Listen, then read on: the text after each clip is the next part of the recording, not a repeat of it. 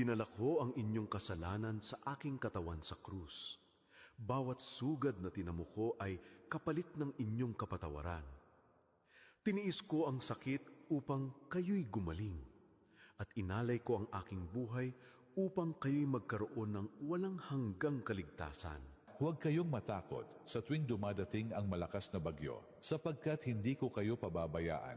Ako ang iyong sandigan. Kapag ang mundo'y bumaha, tandaan mong ako'y mananatiling liwanag sa iyong landas. Manalangin ka sa akin araw-araw. Huwag mong isipin na ito ay ritual. Ito ay buhay na ugnayan natin. Kapag tapat kang lumalapit, ako ang gagabay sa bawat hakbang mo at hindi kita iiwan. May 7 araw sa isang linggo, at isang araw lang ang hinihingi ko, ang araw ng pamamahinga. Sapagkat sa araw na ito, nais kong ibalik ninyo sa akin ang oras na madalas nakukuha ng mundo. Sa 6 na araw, abala kayo sa trabaho at mga alalahanin. Ngunit sa 7 araw, nais kong huminto kayo at maalala ako. Ang linggo ay hindi lamang pahinga ng katawan, kundi pahinga ng kaluluwa. Ito ang araw na ibinibigay ninyo sa akin, at kapalit nito, ibinabalik ko sa inyo ang kapayapaang hindi kayang ibigay ng mundo.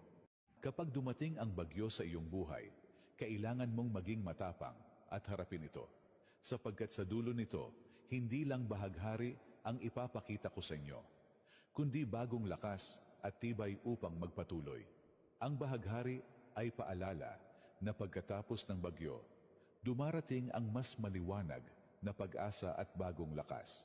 Ang taong palaging galit ay nagbubunga lang ng kasalanan, at ang pusong laging nag-aapoy sa puot ay walang puwang sa aking kaharian. Piliin mong magpatawad at matitikman mo ang kapayapaan na mula sa akin. Kung hayaang kainin ka ng inggit, kapag nakikita mong umaasenso ang iba, tandaan mo, may sariling oras ako para sa iyo. Huwag mong sukatin ng halaga mo sa tagumpay ng iba, sapagkat ikaw ay mahalaga hindi dahil sa iyong narating, kundi dahil sa aking pag-ibig. Magtiwala ka, anak. Habang naghihintay ka, tahimik kong inihahanda ang biyayang para sa iyo. Huwag ninyong ibigin ang pera ng higit sa inyong pananampalataya, sapagkat ang labis na kasakiman ang ugat ng maraming kasamaan. Marami ang naligaw at nagdusa, dahil pinili nila ang kayamanan kaysa sa akin.